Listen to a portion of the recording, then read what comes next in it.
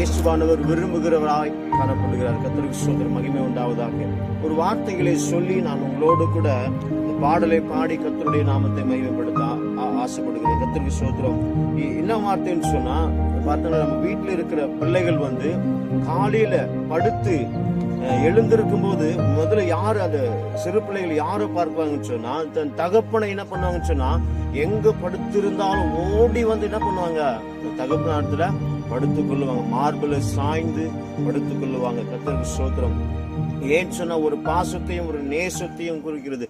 காலையில எழுந்த உடனே யாருடைய முகத்தை பார்க்கிறாங்கன்னு சொன்னா, தகப்பனுடைய முகத்தை பார்க்க விரும்புகிறாங்க. கர்த்தருக்கு ஸ்தோத்திரம். இந்த நாளிலும் கூட நம்மளும் ஒரு காரியத்தை நினைத்துக் கொள்ள வேண்டும். நம்மளும் ஒரு நோக்கமா இருக்க வேண்டும். நம்ம படைத்த ஆண்டவராக இயேசு கிறிஸ்துவின் முகத்தை நம்ம பார்க்க விருப்பப்பட வேண்டும். அது அவ்வண்ணமாய் இயேசு